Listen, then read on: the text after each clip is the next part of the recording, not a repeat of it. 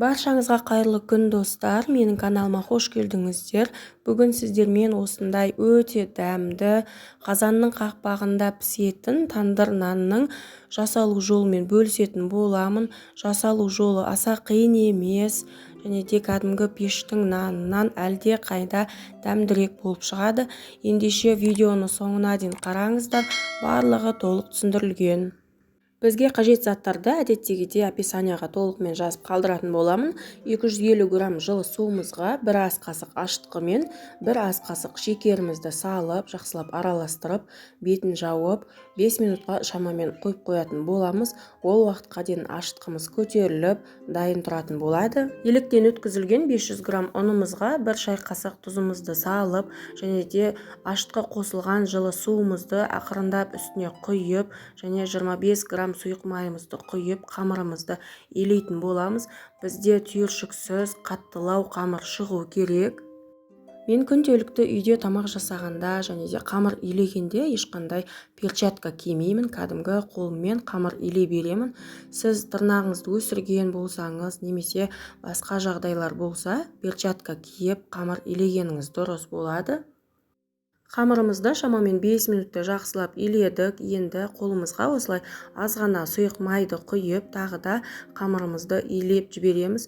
Ыдысымыз осындай тап-таза болу керек, және де қамырымыз көтерілгенде ыдысымызға ешқандай жабысып қалмайтын болады. Көріп тұрғандарыңыздай, қамырымыз орташа тығыздықта қаттылау қамыр болып шықты, және де пищевой пленкамен бетін жауып, шамамен 1 немесе 1,5 сағатқа қамырымыз көтерілгенге дейін, ашығанға дейін жылы жерге қойып қоятын боламыз. Бізде шамамен 1,5 сағат уақыт өтті. Қамырымызды алдық. Біздің қамырымыз жақсы көтерілген. Ыдысымыздан босатып, 2 бөлікке бөліп аламыз. Және де бөлікке бөліп алғаннан кейін ауасын шығарып, қамырымызды жақсылап тағы да илеп, 2 осындай домалақ формаға келтіріп қойып қоятын боламыз. Нанымыз дұрыс шығу үшін қамырымызды екінші рет қайталап илеп, ауасын шығарып, екінші көтерілуге осылай жақсылап тағы да илеп қойып қоятын боламыз. Бетін жауып, шамамен 10 минутқа қалдыратын боламыз. Ол уақытта қазан ошағымызды қыздырып дайындайтын боламыз. Қазанымыздың астын осылай орташадан баяу отта қазанымыздың қақпағын орташа отқа қыздырып, шамамен 10 минутқа қойып қоятын боламыз. Қамырымыз біраз уақыт демалды. Енді бір бөлігін алып қоямыз. Екінші бөлігінен нанның формасын жасайтын боламыз. Нанның ортасын, осылай қамырдың ортасын қолымызбен, осылай жұдырығымызбен басып, осындай нанның формасын келтіреміз. Ортасы осылай жұқа болу керек, және де шет-шеті осындай қалыңдау болады.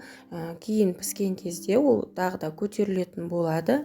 Нанымыздың ортасы қатты көтеріліп кетпес үшін қолымызбен жақсылап басып, және де нан ұрғышпен ортасын осылай тесік етіп жасаймыз. Болмаған жағдайда шанышқымен пайдалансаңыз болады. Нанымыз дайын болғанда қазанның қақпағын алып, ортасына салатын боламыз.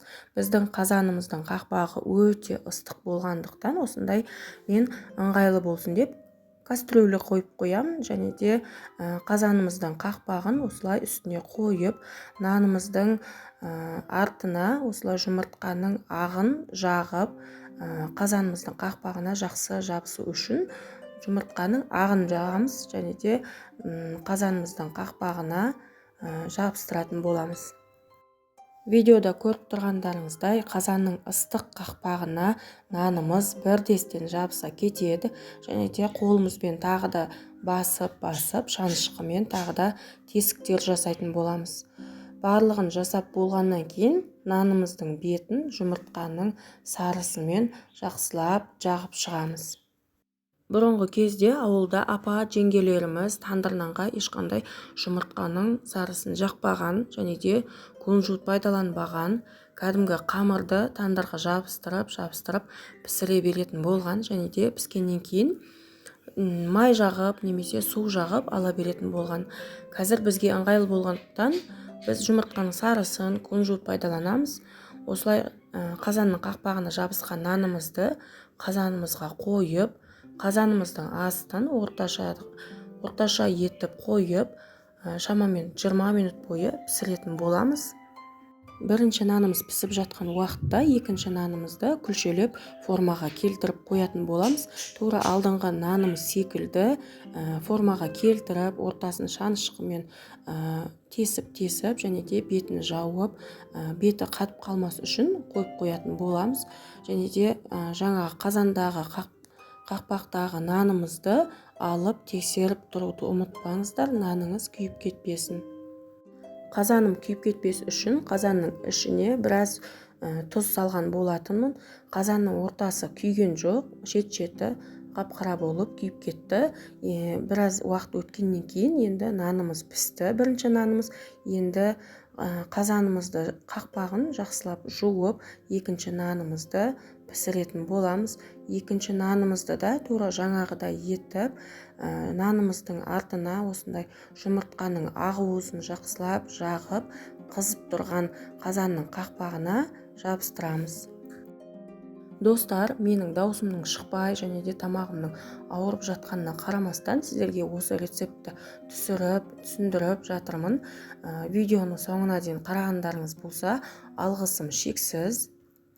Осы қазақша каналдың арқарай өсуіне, дамуына өз үлестеріңізді қосып, каналға тіркеліп, комментарий қалдырып, осы видеомен бөлісіп қойсаңыздар, шексіз қуаныштымын.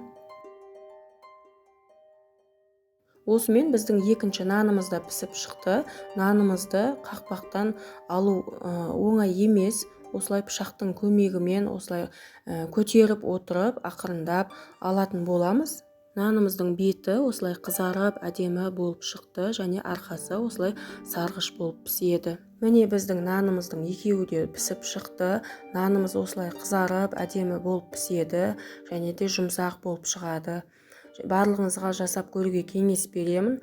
Нанды жасау аса қиын емес. Жасалу жолы өте оңай, бір жасағаннан шығады. Нанымызды сіздерге бөліп көрсететін боламын. Ортасы және арқасы толығымен піскен. Барлығыңызға жасап көруге кеңес беремін. Міндетті түрде жасап көріңіздер. Күнделікті жеп жүрген наныңыздан ерекше дәмді болып шығады. Қош сау болыңыздар. Келесі кездескенше.